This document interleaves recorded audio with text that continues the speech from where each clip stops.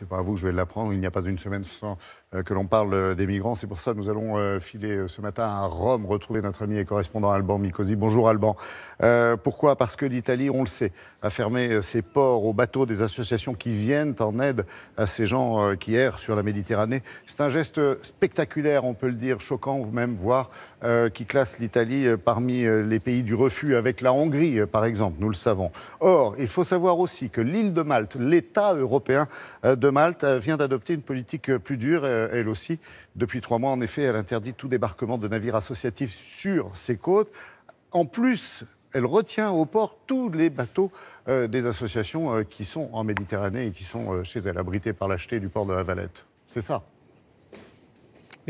Exactement, et pour vous donner une idée, il y a aujourd'hui 3 bateaux d'associations, d'ONG qui aident les migrants qui sont bloqués au port de La Valette, et puis même un avion, parce que les autorités de Malte n'ont pas du tout l'intention que leur île devienne un point de passage. Alors ils se trouvent à 400 km seulement des côtes africaines, ils avaient très peur de devenir une sorte de hub, un endroit où se ferait le choix, le tri des migrants pour savoir qui irait dans quel pays. Ils ne veulent pas en entendre parler, et pour ça ils ont préféré bloquer les associations. Alors évidemment c'est totalement illégal, mais les associations se retrouvent bloquées et l'Europe, il faut être franc, ne les aide pas beaucoup. Voyez ce reportage que nous avons fait sur place, sur l'île de Malte, au port de La Valette, avec Florence Crimon.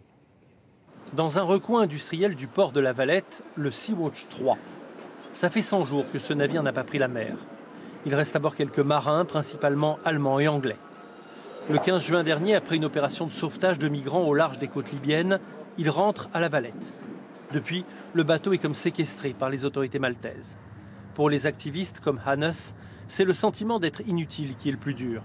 Les naufrages continuent en mer et plus personne n'est là pour aider les migrants. C'est dur, mais maintenant de rester ici bloqué et de savoir que pendant nous sommes ici bloqués, tout ça se passe, mais personne ne le voit. Juste à côté, le Seafuchs, un autre navire retenu à Malte. Au total, ils sont 3, plus un avion de reconnaissance. À bord de ces navires, tout est en règle, matériel, équipement technique et même pavillon néerlandais pour le Sea-Watch. Théoriquement, rien n'autorise les autorités maltaises à retenir le bateau, mais depuis 3 mois, chaque demande d'appareillage a systématiquement été refusée. Pour le chef de la mission, l'Europe tout entière est en train de se fermer. Nous voyons l'Italie qui ferme ses ports, Malte qui nous retient, Gibraltar qui a retiré son pavillon à l'Aquarius.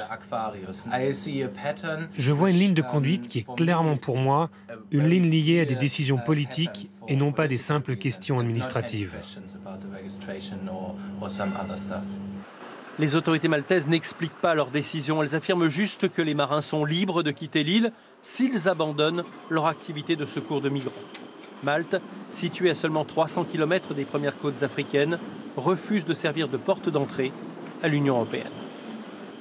Alors, sachant en plus, comme il vient de l'être précisé, effectivement que l'Aquarius est bloqué à Marseille en attendant le droit de naviguer, c'est-à-dire d'avoir un nouveau pavillon, ça veut dire, Alban, qu'il n'y a plus aucun bateau d'ONG, d'organisation non gouvernementale en Méditerranée?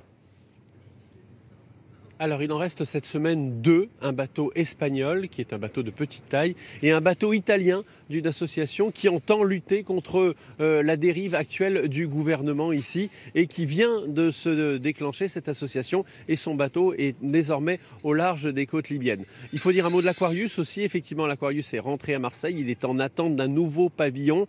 Alors on sait que le pavillon français a été évoqué. Ce que je lisais dans la presse hier, c'est que la Suisse se pose également la question d'accorder son pavillon. Il va y avoir là-bas un débat au Conseil fédéral et il n'est pas impossible finalement que l'Aquarius obtienne ce pavillon suisse, ce qui lui permettrait de reprendre la mer, mais pas forcément toujours d'accoster dans les ports italiens ou maltais. Merci beaucoup Alban et bonne journée sous le soleil de Rome. Allez.